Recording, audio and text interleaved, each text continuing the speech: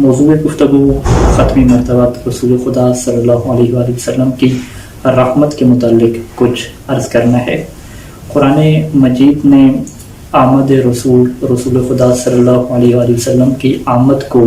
جن الفاظ میں یاد کیا ہے، یعنی اللہ تعالیٰ نے جن الفاظ میں رسول خدا کی آمد کو یاد کیا ہے وہ کچھ الفاظ اس طرح سے ہیں سورہ انبیاء میں کہ وما ارسلناک الا رحمتا للعالمین، کہ اے حبیب ہم نے آپ کو نہیں بھیجا مگر بھیجا ہے تو دونوں جہانوں کی رحمت بنا کے بھیجا ہے۔ عربی تعبیر میں ما اور جو الا ہے یہ حصر کے لیے آتا ہے، یعنی حصر کے یہ مطلب ہے کہ فقط اور فقط، یعنی اللہ تعالیٰ نے پہلے نفی کر دی کہ ہم نے نہیں بھیجا آپ کو،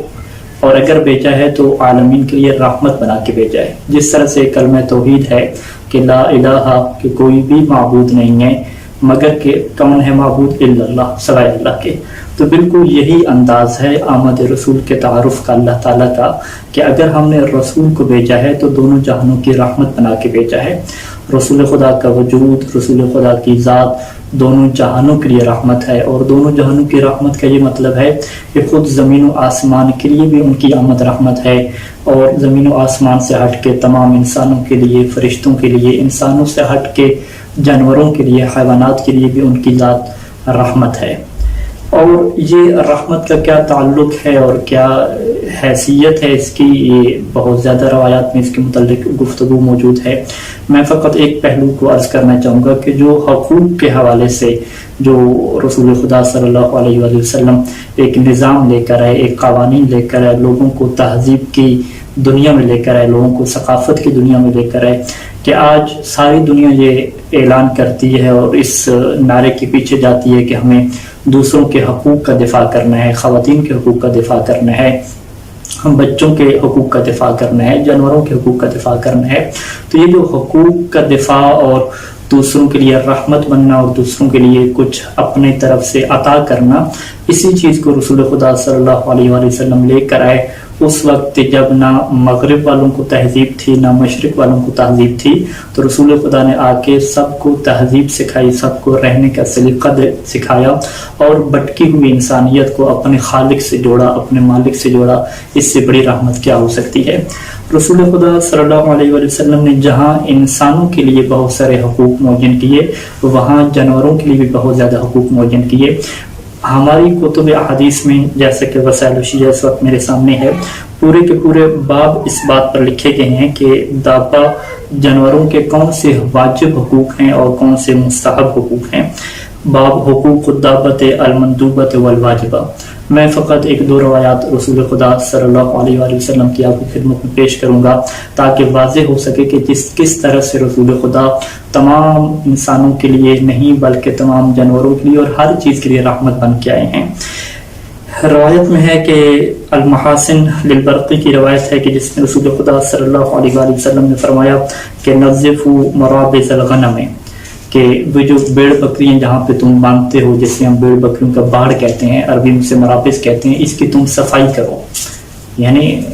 رسول خدا صلی اللہ علیہ وآلہ وسلم بیڑ بکریوں کے جو مرابض ہیں، ان کے جو باڑ ہیں، ان کی صفائی کا حکم دے رہے ہیں۔ اور اگلا جملہ بہت ہی عجیب ہے، فرمایا کہ امسحوا رغامہن، کہ امسحوا صاف کرو رغام۔ رغام کہتے ہیں جو ناک سے رطوبت نکلتی ہے، یعنی ایک بیڑ ہے، ایک بکری ہے، اس کی ناک سے رطوبت نکل رہی ہے تو اس کے چہرے کا جو حسن ہے اور جمال ہے اور خوبصورتی پہ اثر پڑتا ہے، تو رسول خدا نے فرمایا کہ تم لوگ اپنے جانوروں کی جو رغام ہے، جو ناک کی رطوبت ہے، اسے بھی تم صاف کرو۔ یعنی ایسا رحمت والا رسول ہے کہ جس کو اتنی بھی فکر ہے کہ اگر تمہاری بیڑ بکری کے چہرے پہ اس کی ناک سے کوئی رطوبت بہ رہی ہے تو یہ بھی تمہاری ذمہ داری ہے کہ تم اسے صاف کرو۔ اور پھر ایک اور مشہور روایت ہے، وہ بھی امام صادق علیہ السلام نے روایت نقل کی ہے اپنے آبا و اجداد سے، اور پھر سلسلہ پہنچتا ہے رسول خدا صلی اللہ علیہ وآلہ وسلم تک، کہ جس میں فرمایا کہ جانور کے 6 حقوق ہیں کہ جسے ادا کرنا تمہارے لیے ضروری ہے۔ اس میں سے پہلا حق کیا ہے کہ یبدأ بعلفها اذا نزل،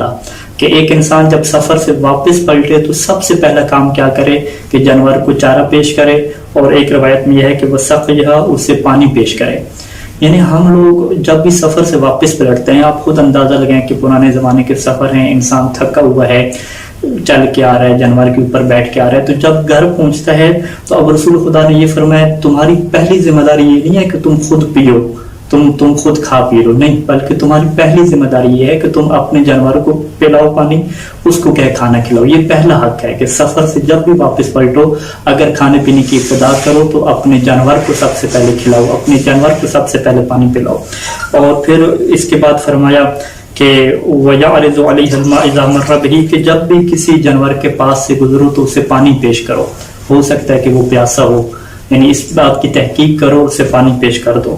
اور پھر فرمایا کہ وَلَا يَضْرِبْ وَجْهَهُ، دیکھو جانور کے چہرے پہ کبھی نہ مارنا، اس کے چہرے پہ مارنے سے منع فرما دیا۔ اور ایک اور اہم چیز فرمائی کہ لَا يُحَمِّلُهَا فَوْقَ طَاقَتِهَا،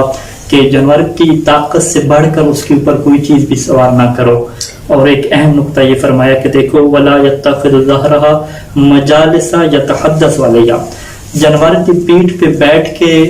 ایک دوسرے سے گفتگو کرنا شروع نہ کر دو۔ یعنی ہم لوگ دیکھتے ہیں کہ انسان گھوڑے پہ آ رہا ہے، جانور پہ آ رہا ہے، تو ادھر وہ جانور کی پیٹھ پہ وہ کیوں سواری کر رہا ہے؟ تاکہ وہ اس کے سفر میں اس کے لیے معاون بنے اور اسے وہ لے چلے اس کی منزل تک۔ تو پیغمبر صاحب نے یہ منع فرمایا کہ اگر تم گھوڑے کی پیٹھ پہ اور گفتگو کرنے کا تمہارا پروگرام ہو اپنے ساتھی کے ساتھ، تو گھوڑے سے نیچے اتر جاؤ، جانور سے نیچے اتر کے تم گفتگو کرو، تم اس کو اذیت اور تکلیف نہ دو۔ ہاں اگر تم سفر پہ جا رہے تو پھر تم بیٹھو۔ فرمایا کہ دیکھو تم جانوروں کی جو کمر ہے، ان کی جو پشت ہے، ان کو اپنی گفتگو کے لیے استعمال نہ کرو کہ اس کے اوپر بیٹھ کے تم ایک دوسرے سے گپیں لگا رہے ہو، اس چیز سے منع فرما دیا۔ اور اس کے بعد فرمایا کہ چہرے کے اوپر کیا ہے نہ مارو۔ اور یہ جو ہے وہ یہی روایات جو ہیں، انہی روایات میں ایک چیز یہ بھی ہے کہ ولا یسمھا، جانوروں کو جو ہے وہ کوئی چیز داغ کر ان کے اوپر نشان بھی کیا نہ بناؤ، کیونکہ لوہے کے داغی چیزیں داغی جاتی تھیں اور نشان بنائے جاتے تھے۔ ان جیسی روایات میں بہت ساری چیزیں ایسی ہیں کہ جو ہمیں ایک جھلک ہمیں دکھاتی ہیں کہ رسول خدا کس طرح سے رحمت بن کے آئے۔ اور اگر آپ انسانیت کے لیے رحمت میں دیکھیں تو مرحوم کلینی علیہ رحمہ نے ان روایات کو لکھا ہے کہ جس میں رسول خدا فرماتے ہیں کہ ما من شیء یقربکم من الجنت، کوئی ایسی چیز نہیں ہے کہ جو تمہیں جنت سے قریب لے جائے اور تمہیں آگ سے دور لے جائے، الا وقد امرتم بہ، مگر یہ کہ میں نے اس کے بارے میں تمہیں حکم دے دیا ہے، تمہیں بتلا دیا ہے، اور جو چیز تمہیں آگ کی طرف لے جائے گی میں نے تمہیں اس سے روک دیا ہے۔ اس سے بڑی رحمت کیا ہو سکتی ہے کہ ایک شخص آئے اور وہ آپ کو نفع نقصان کے بارے میں آگاہی دے اور آپ کو ہلاکت سے بچائے۔ اور اسی وجہ سے روایت ہے کہ قیامت کے دن جب ہوگا اور ہر کسی کو اپنی پڑی ہوئی ہوگی، اور یہ روایت کے الفاظ ہیں کہ فما خلق اللہ عبدا من عبادہ ملک ولا نبی، کہ اللہ تعالیٰ کے جو بھی بندے ہیں چاہے وہ فرشتے ہوں یا نبی ہوں، حتیٰ کہ نبی بھی اس میں شامل ہے، الا وینادی، وہ قیامت کے دن حشر میں کیا کہہ رہے ہوں گے، یا رب نفسی نفسی، اے اللہ نفسی نفسی، میری جان کا خطرہ ہے مجھے بچا لو۔ لیکن رسول خدا کی کیا حالت ہوگی، وانت تقول یا رب امتی امتی، اور رسول خدا یہ نہیں کہہ رہے ہوں گے کہ میرے بارے میں اپنی فکر نہیں کہہ رہے ہوں گے، رسول کی زبان پہ ایک ہی لفظ ہوگا کہ امتی یا رب امتی امتی، اے اللہ اے پالنے والے میری امت کا کیا بنے گا، میری امت کے بارے میں کیا حال ہوں گے۔ اسی وجہ سے ختم مرتبت نے ایک دفعہ اپنی رحمت کے بارے میں جب ارشاد فرمایا تو لوگوں سے کہا کہ دیکھو میرا زندہ رہنا تمہارے درمیان یہ بھی تمہارے لیے رحمت ہے، اور میرا تمہارے درمیان سے چلے جانا یہ بھی تمہاری رحمت ہے، کیونکہ اگر میں تمہارے درمیان میں موجود ہوں تو تمہارے اوپر کوئی عذاب نازل نہیں ہوگا، اور اگر میں تم سے چلا گیا تمہیں چھوڑ کے تو اس کا پھر کیا نتیجہ ہوگا، پھر کیسے میں رحمت بنوں گا، کیونکہ تمہارے اعمال میرے پاس پیش ہوں گے۔ جب تمہارے اعمال میرے پاس پیش ہوتے ہیں اس میں کوئی نیکی دیکھتا ہوں تو میں تمہارے لیے دعا کرتا ہوں کہ اس نیکی میں اضافہ ہو، اور اگر تمہارے اعمال میں کوئی برائی دیکھتا ہوں تو میں تمہارے لیے دعا کرتا ہوں کہ اللہ تمہاری مغفرت فرمائے۔ اسی وجہ سے سمعہ کہتا ہے کہ امام صادق علیہ السلام موجود تھے اور امام صادق علیہ السلام نے فرمایا کہ ما لکم تسوؤون رسول اللہ، کہ تمہیں کیا ہو گیا ہے اور تمہیں حق نہیں پہنچتا کہ تم اللہ کے رسول کو اذیت دو، اللہ کے رسول کو تکلیف نہ دو۔ اب سارے جو ہیں وہ لوگ بیٹھے ہیں امام صادق علیہ السلام کی خدمت میں، تو فقال الرجل، تو ایک بندے نے وہاں سے یہ سوال کیا کہ کیف نسوءہ، کہ ہم اللہ کے رسول کو کیسے اذیت دیتے ہیں، وہ تو ہمیں موجود ہی نہیں ہے۔ تو امام نے فرمایا کہ فقال اما تعلمون، کیا تمہیں اس بات کا علم نہیں ہے کہ ان اعمالکم تعرض علیہ، کہ تمہارے اعمال رسول خدا کی خدمت میں پیش ہوتے ہیں، انہیں پیش کی جاتے ہیں کہ تم لوگ کیا کر رہے ہو۔